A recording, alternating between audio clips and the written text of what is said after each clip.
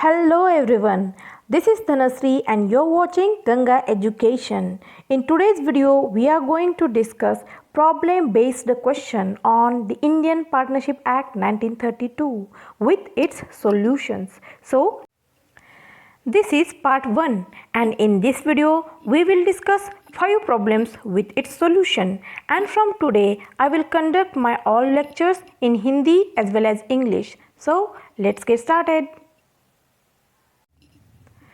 इस प्रकार के क्वेश्चन में पहले फैक्ट्स दिए जाते हैं, उसके ऊपर 2 सवाल दिए जाते हैं। आपको लॉज और सेक्शन प्रॉपरली अप्लाई करने होते हैं, प्रॉपर रीजनिंग देनी होती है और आपका आंसर तैयार हो जाता है। हम पहले क्वेश्चन पढ़ेंगे, आप अपनी वीडियो पॉज कर दें और अपना आंसर लिखिए, उसके बाद हम आंसर डिस्कस करेंगे, फिर आप वेरीफाइड कर सकते हैं अपना answer. First question, facts. Sudhir and Ramesh formed into partnership with an agreement to construct a dam. After participating in the tenders, if they succeeded in it, Sudhir contribute huge amount towards the earnest money deposited. However, the tender was not accepted. When the amount was to be returned to Sudhir, who invested the amount, Ramesh refused to pay. First question, whether it was a partnership firm, and second, what is the liability of Ramesh. You can pause this video now, write down your answer and we will discuss the answer. पहले हम fact समझते हैं कि इसमें क्या कहा गया है। सुधीर और रमेश दोनों मिलके एक पार्टनरशिप में एंटर करते हैं, जिसका काम है एक डैम कंस्ट्रक्शन करना। उसके लिए वो एक पार्टिसिपेट करते हैं टेंडर के थ्रू। अगर टेंडर सक्सेसफुली एक्सेप्ट होता है तभी वो डैम कंस्ट्रक्ट कर सकते हैं। उसके लिए सुधीर ने एक ह्यूज अमाउंट जो है वो कंट्रीब्यूट किया है towards earnest money on behalf of Ramesh also. उसने अकेले ने ही वो पैसे दिए थे। आगे जाके ये टेंडर एक्सेप्ट नहीं होता है और सुधीर को अब वो पैसे वापस चाहिए जो रमेश देने से मना करता है। तो क्या ये पार्टनरशिप फर्म थी और क्या रमेश की लायबिलिटी है कि वो उसको पैसे वापस दे दे? So let's discuss the answer now. Answer of question number 1, it was not a partnership firm. It was intended to future business. These facts are identical with the case Asia Foundation and Construction versus State of Gujarat, AIR 1986, Gujarat 186. The Supreme Court held that it was not a partnership firm and the firm constituted for the purpose of doing business in the future is not valid and such agreement is not enforceable. As per Section 2, Clause B of the Indian Partnership Act 1932, business include every trade, occupation and profession. The business must be in existence whether the business is temporary or permanent. पहले तो ये partnership firm है ही नहीं, इनको future में कुछ business करना है इसलिए वो एग्रीमेंट में एंटर हुए थे। और जो फ्यूचर बिजनेस है which is depends upon happening or non happening of uncertain event. Tender का पास होना या ना होना ये एक अनसर्टन इवेंट है और इस केस में टेंडर पास नहीं हुआ है। सो ये जो कॉन्ट्रैक्ट है वो भी एनफोर्सेबल नहीं होगा, राइट। ये जो प्रॉब्लम में दिए हुए फैक्ट्स है वो सिमिलर है with the case Asia foundation and construction versus state of Gujarat, जिसमें ऑनरेबल सुप्रीम कोर्ट ने ये कहा था कि ये पार्टनरशिप फर्म है नहीं, ये फर्म जो फ्यूचर बिजनेस कंडक्ट करने के लिए कॉन्स्टिट्यूट हुई थी और उनका जो टेंडर है वो पास नहीं हुआ है। सो ये एग्रीमेंट भी एनफोर्सेबल नहीं होगा। और इंडियन पार्टनरशिप एक्ट 1932 के सेक्शन 2 क्लॉज बी के अनुसार बिजनेस वो चीज़ होती है जो इंक्लूड करती है trade, occupation and profession, but that business must be in existence. मतलब वो बिजनेस एग्जिस्टेंस में होना चाहिए, भले वो बिजनेस टेम्पररी हो या परमानेंट फॉर्म में हो, वो बिजनेस एग्जिस्टेंस में होना ज़रूरी है, तब भी वो पार्टनरशिप फर्म हो सकती है। पहले जो क्वेश्चन था whether it was a partnership firm, उसका आंसर आया है negative, no it is not a partnership firm.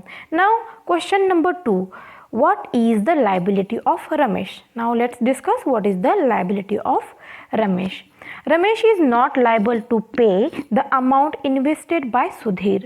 The business was not in existence when they entered into an agreement of partnership. Sudhir ने रमेश के बिहाफ में एक risk लेके उसका भी कंट्रीब्यूशन खुद पे किया है। It's his mistake here, right.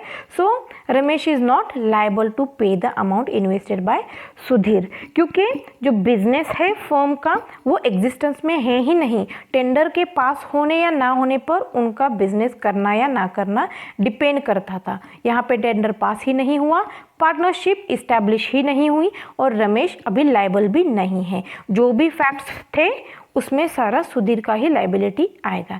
That's it. Facts, Sushant and Tejas were the shipping agents working at different ports. They entered into an agreement to share the profits. The condition of the agreement were that each agent was responsible only to his customers. Neither shall be answerable for the acts or losses of the others, but each of his own.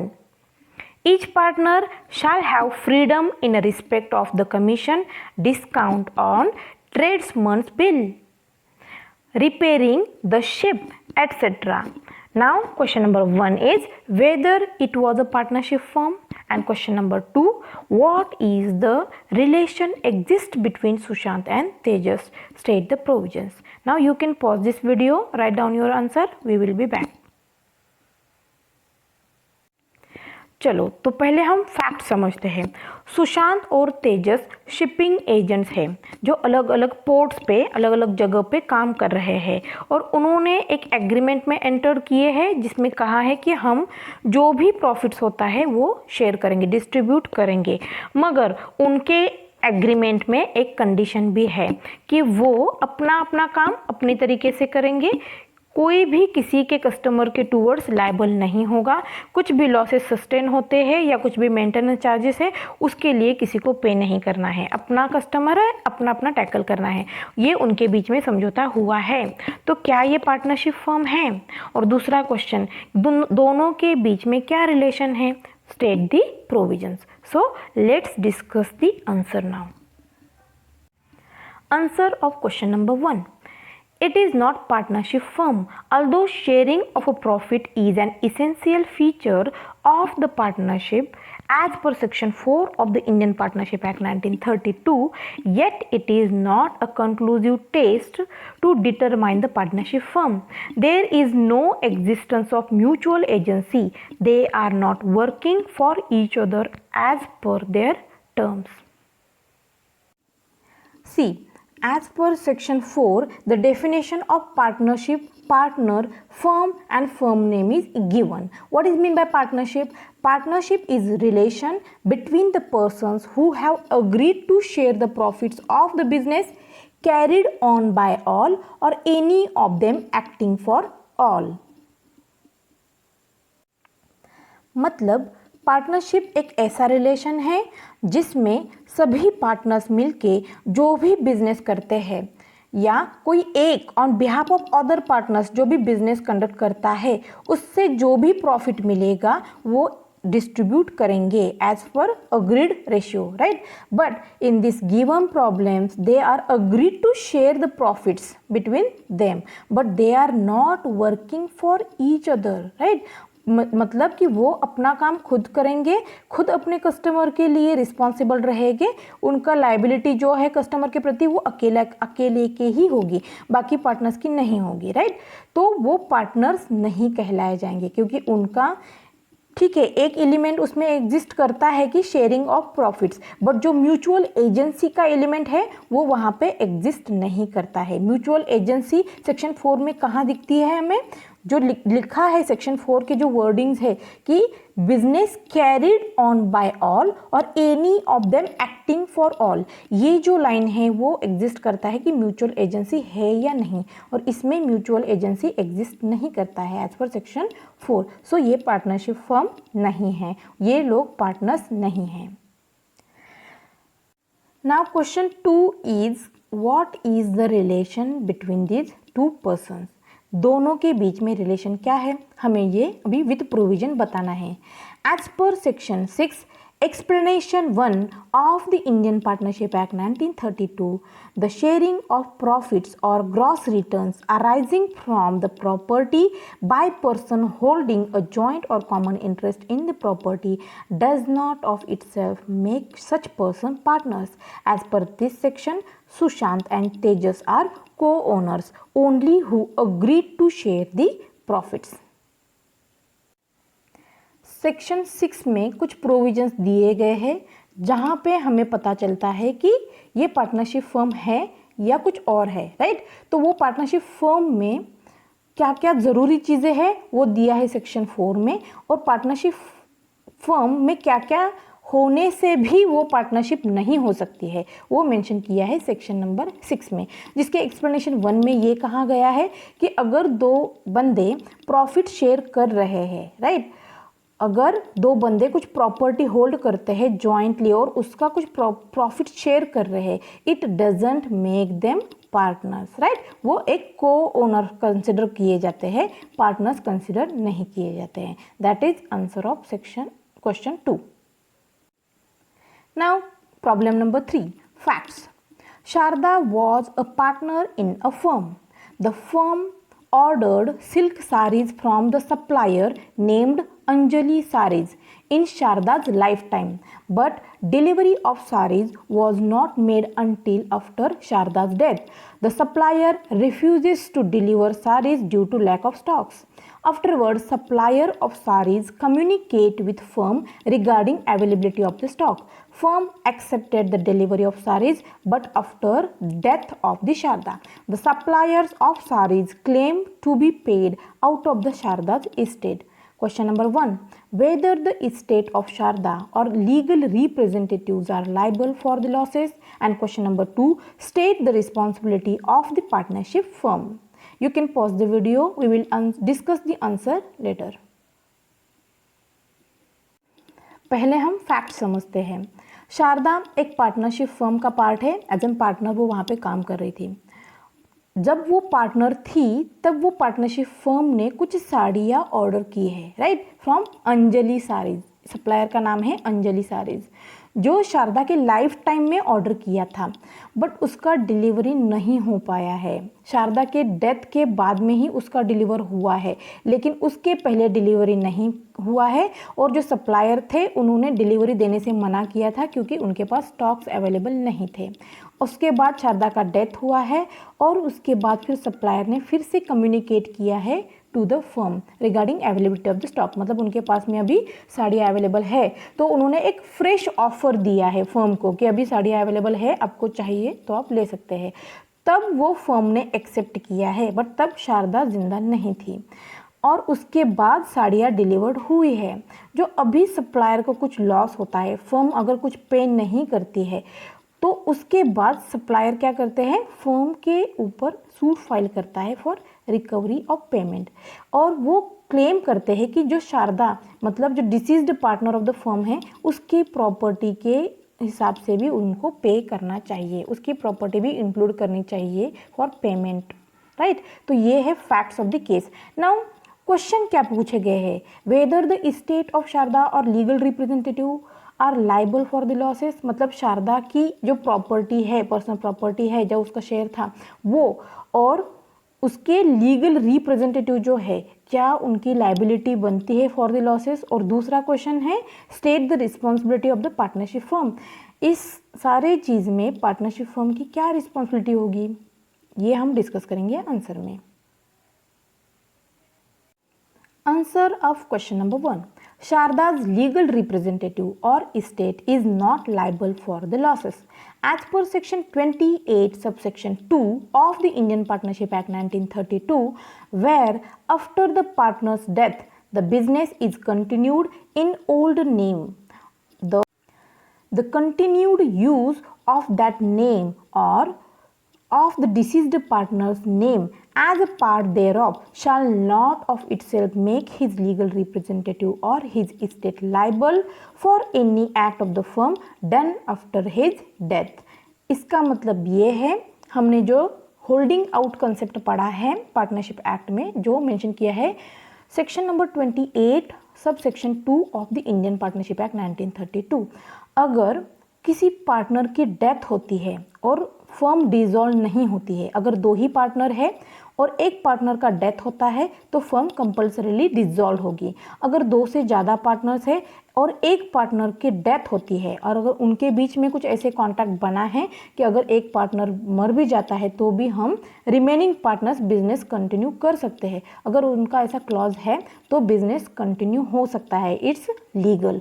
और फिर भी जब business continue कर रहे हैं तब old firm name use हो रहा है, वो पार्टनर का नाम यूज़ कर रहे हैं या पार्टनर की प्रॉपर्टी भी यूज़ हो रही है for future transaction, right. Future transaction मतलब पार्टनर की डेथ होने के बाद में भी अगर वही बिजनेस कंटिन्यू हो रहा है ओल्ड नेम से या डिसीज्ड पार्टनर की नेम से, उसका नेम इन्वॉल्व करके, उसकी स्टेट इन्वॉल्व करके, तब कुछ कॉन्सिक्वेंसेस आते हैं। तो उसके लिए जो डिसीज्ड पार्टनर है उसकी प्रॉपर्टी या उसके लीगल रिप्रेजेंटेटिव लायबल नहीं होंगे, ये लायबिलिटी होगी पार्टनरशिप फर्म की, जो क्वेश्चन नंबर 2 में पूछा गया है, state the responsibility of the partnership firm.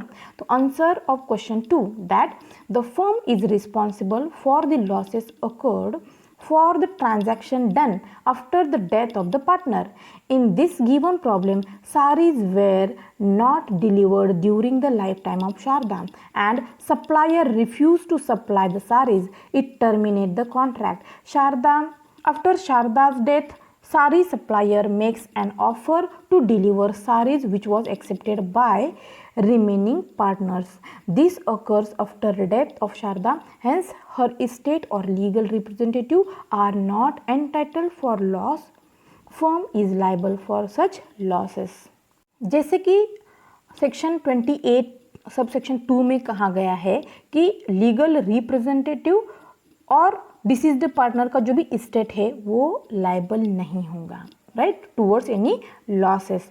तो रिस्पॉन्सिबिलिटी किसकी बनती है? रिस्पॉन्सिबिलिटी बनती है पार्टनरशिप फर्म की। जो गिवन प्रॉब्लम है उसमें शारदा की डेथ के बाद में जो साड़ी सप्लायर है वो फ्रेश ऑफर देते हैं जो कि फर्म एक्सेप्ट करती है। मतलब ये पहले वाला ट्रांजैक्शन नहीं रहा, ये ट्रांजैक्शन कब बनता है? After शारदाज death. सो जो भी ट्रांजैक्शन शारदा के डेथ के बाद में है उसके लिए फर्म पर्सनली रिस्पॉन्सिबल होगा। That's it, that is answer of question number 2। Now fact of question 4। Facts. The Karta of Hindu joint family joined as a partner along with some other persons not belonging to his family under the partnership deed. Other family members of Karta demand to inspect the books of account as a partner. Now question number 1. Can other family member of Karta be regarded as a partner of the partnership firm? And second question, can other family members of Karta institute any suit in respect of the partnership? अपना video भी pause कीजिए, अपना answer लिखिए, फिर हम discuss करेंगे। चलो पहले हम समझते हैं फैक्ट्स क्या है। ये दिए हुए प्रॉब्लम में एक कर्ता है of Hindu joint family. Section 5 में बताया गया है कि what is difference between partnership firm and joint family business, right, Hindu joint family business. अभी जो हिंदू जॉइंट फैमिली है उनका जो कर्ता है वो किसी और के साथ में पार्टनरशिप में एक एंटर करता है, right, bye entering into an agreement, right. और अदर जो फैमिली मेंबर है वो फिर डिमांड करते हैं कि हमें वो पार्टनरशिप फर्म में जो भी कुछ अकाउंट है आपका, वो सारे बुक्स हमें इंस्पेक्ट करने हैं, हमें वो देखने हैं, हमें हिसाब चाहिए, ये क्लेम कर रहे हैं। तो क्या पहला सवाल है कि जो फैमिली मेंबर सब करता है, क्या उन्हें एज एन पार्टनर ट्रीट किया जाएगा, और क्या उन्हें कोई suit as an partner institute करने आ सकता है फर्म के अगेंस्ट, ये क्वेश्चन दिए गए हैं। Answer of question number 1, as per section 5 of the Indian Partnership Act 1932, the partnership arises from contract and not by its status. In given problem, the karta of Hindu joint family entered into a contract with another person, therefore it was a partnership firm, and only karta individually become a partner, and his family members had no concern with the partnership firm, so they are not considered as a partner. Section 5 of the partnership act के हिसाब से ये कहा गया है कि एक partnership कैसे बनती है, कॉन्ट्रैक्ट में एंटर करने से बनती है, ना कि उनके स्टेटस से। स्टेटस जैसे Hindu undivided joint family business, right, undivided और जॉइंट फैमिली बिजनेस, या Burmese Buddhist husband and wife carrying on a business, तो ये क्या है, वो मेंबर कह जाते हैं उनके स्टेटस के हिसाब से, वो कोई पार्टनरशिप में एंटर नहीं हुए थे, राइट। तो जो गिवन प्रॉब्लम है उसमें कर्ता individually on behalf of firm, उनका जॉइंट फैमिली नहीं, वो इंडिविजुअली किसी और के साथ में पार्टनरशिप में एंटर करता है, तो वो अकेला ही उस पार्टनरशिप फर्म का पार्टनर कहलाया जाएगा। अदर फैमिली बिजनेस का उस फैमिली पार्टनरशिप से कोई भी कंसर्न नहीं है, तो वो एज एन पार्टनर उनको कोई भी अथॉरिटी नहीं है, कुछ भी क्लेम नहीं कर सकते हैं अगेंस्ट पार्टनरशिप फर्म, जैसे कि अकाउंट बुक इंस्पेक्ट करना या कोई और सीक्रेट ट्रेड सीक्रेट बुक्स है पार्टनरशिप फर्म के, वो इंस्पेक्ट करना, ये अथॉरिटी उन लोगों को नहीं है। जस्ट कर्ता ऑफ हिंदू जॉइंट फैमिली जो एज एन पार्टनर उसमें इन्वॉल्व हुआ है, उसकी ही वो राइट्स है कि वो बुक्स चेक कर सकता है। Now answer of question number 2, the other family members of karta can not demand any enforcement of rights as a partner in the firm and can also not demand to inspect the books of accounts. They will not get success in suit instituted by them. अगर उन्होंने कोई suit file भी किया है partnership firm के against कि हम partner है और हमें बुक्स जो है अकाउंट बुक्स वो चेक करने दीजिए, अगर ऐसा क्लेम भी करते हैं तो भी वो सक्सेसफुल नहीं होंगे, क्योंकि वो पार्टनरशिप फर्म में पार्टनर्स है ही नहीं। That's it, that is answer of question number 2. Now next problem, question number 5, problem number 5, fact. Rohit advanced a large sum of money to a firm. Rohit was given extensive power of control over the business and he was get commission on the profit until the repayment of his loan with 12% interest per annum thereon. Firm represented Rohit as an partner in the firm. He did not deny it. Firm afterward contracted with suppliers of goods and failed to pay for the goods. Supplier filed suit against firm as well as Rohit as a partner. Now question number 1, does Rohit liable to pay the suppliers as a partner in the firm? Question number 2, whether rule of estoppel applicable in this case, explain. Pause your video, write down your answer, we will discuss. पहले fact समझते हैं। इस problem में ये कहा गया है कि रोहित ने कुछ सम है, जो कुछ अमाउंट जो है वो फर्म को एडवांस की है, मतलब दी है, और उसके रिटर्न में रोहित को एक सिक्योरिटी क्या मिलता है कि वो जो बिजनेस है उसको कंट्रोल कर सकता है और कमीशन भी मिलेगा उसे, जो कमीशन का रेट है वो फिक्स है, राइट। तो वो सब उसको मिलेगा as an security. Firm afterwards firm represent Rohit as partner in the firm, मतलब रोहित यहाँ पे पार्टनर है नहीं, फिर भी वो रिप्रेजेंट कर रहे कि रोहित भी हमारे साथ पार्टनर है, और रोहित ने भी ये चीज़ को डिनाई नहीं किया है, मतलब वो परमिट कर रहा है कि ठीक है आप जो रिप्रेजेंट कर रहे हैं वो एक्सेप्ट कर रहा है, राइट, डिनाई नहीं किया है, इनडायरेक्टली वो एक्सेप्ट ही हुआ। Firm afterward contracted with the supplier of the goods and fail to pay for the goods, मतलब थर्ड पर्सन जिसको भी ये रिप्रेजेंट किया गया था कि रोहित भी हमारे साथ पार्टनर है, उस जो थर्ड पर्सन है उसके साथ में कॉन्ट्रैक्ट किया गया था for supply of the goods, जिसके लिए फर्म ने पेमेंट नहीं दिया है। अभी जो सप्लायर ऑफ द गुड्स है उन्होंने फर्म के अगेंस्ट सूट फाइल किया है, जिसमें रोहित का नाम एज एन पार्टनर भी इंक्लूडेड है। तो क्वेश्चन नंबर 1 है, क्या रोहित की लाइबिलिटी है टूवर्ड सप्लायर कि वो भी एक पार्टनर है, उस पार्टनर के हिसाब से उसकी लाइबिलिटी है। और question number 2, whether rule of estoppel applicable in this case, rule of estoppel यहाँ पे अप्लाई होता है क्या। चलो फिर आंसर डिस्कस करते हैं। Answer of question number 1, as per section 6 explanation 2 clause A of the Indian Partnership Act 1932, a lender of money to person engaged or about to engage in any business is not considered as a partner. In this given problem, Rohit is lender of money and is not partner of the firm.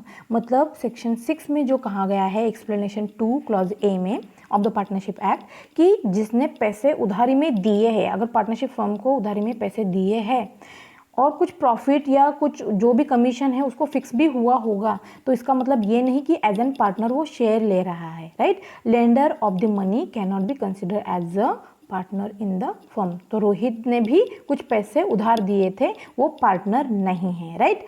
Now next, but as per section 28 subsection 1 of the Indian Partnership Act 1932, anyone who by words spoken or written or by conduct represent himself or knowingly permits himself to be represented to be a partner in firm is liable as a partner in that firm to anyone who has on the faith of any such representation given credit to the firm, whether the person representing himself or represented to be a partner does or does not know that representation has reached the person so giving credit. Hence Rohit is liable to pay the supplier compensation for its breach. मतलब पहले तो हमने ये देखा कि रोहित बस एक lender of money है, यानी जिसने उधारी में पैसे दिए हैं फर्म को, वो पार्टनर नहीं है।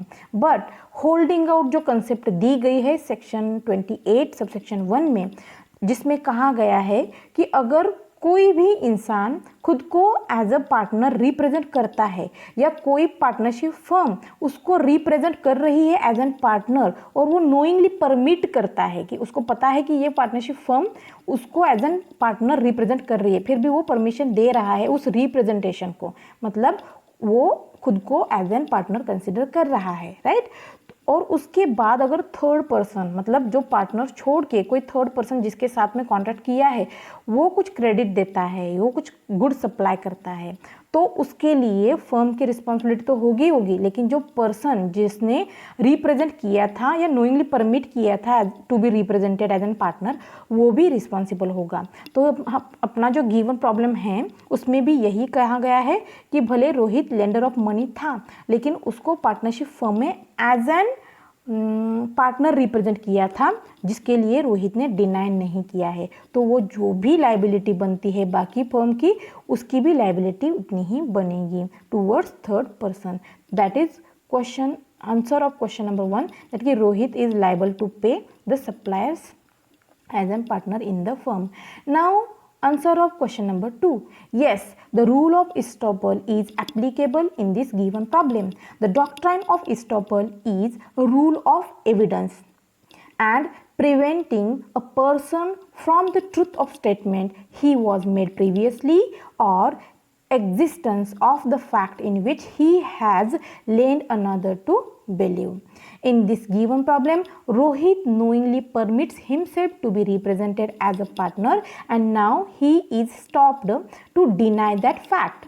This principle is explained by the Privy Council in the case Molo, March and Company versus Courts of Ward 1872, where a man holds himself out as a partner or allows others to do it. He is then properly stopped from denying the character he has assumed and upon the faith of which creditor may be presumed to have acted, a man so acting may be rightly held liable as a partner by estoppel. पहले तो rule of इस्टॉपल क्या है ये आप लोगों को पता होना चाहिए, जो इंडियन एविडेंस एक्ट में भी बताया गया है, that is rule of evidence. Okay, तो इस्टॉपल एक ऐसी चीज़ है, अगर कोई बंदा रिप्रेजेंट कर रहा है या नोइंगली परमिट कर रहा है टू बी रिप्रेजेंटेड, और उसके बाद में वो कंसिडर किया जाएगा जो भी रिप्रेजेंटेशन था वही सच था, उसको वो मना नहीं कर सकता है, right, that is rule of estoppel. तो यहाँ पे भी अपने प्रॉब्लम में जो फैक्ट्स दिए गए हैं उसमें भी रोहित ने नोइंगली परमिट किया है to be represented as an partner, और जो थर्ड पर्सन के प्रति उसकी जो लाइबिलिटी बनती है एज एन पार्टनर वो अभी डिनाई नहीं कर सकता है, राइट। जो रिप्रेजेंटेशन किया है पार्टनरशिप फॉर्म में वही रिप्रेजेंटेशन पे अब रोहित की एज एन पार्टनर रिस्पॉन्सिबिलिटी भी बनती है। तो that is answer of question number 2, rule of estoppel is applicable. ये फैक्ट्स एक गिवन केस जो है Mollwo March and company versus Court of Wards, इसी में भी सेम फैक्ट्स दिए गए थे और कोर्ट ने प्राइवेट काउंसिल ने ये बताया गया है कि रूल ऑफ इस्टॉपल लागू होगा अगर रिप्रेजेंटेशन के ऊपर थर्ड पर्सन एक्ट करता है तो रिस्पॉन्सिबिलिटी बनती है as an partner, that is holding out, that's it. बस आज के लिए इतना ही, अगले वीडियो में और कुछ प्रॉब्लम्स लेके आते हैं, तब तक पढ़ाई करते रहिए और प्रॉब्लम सॉल्व करते रहिए, जिससे आपकी लॉ के ऊपर कमांड बनेगी। Thank you. Share my channel and subscribe, hit on a bell icon. Thank you.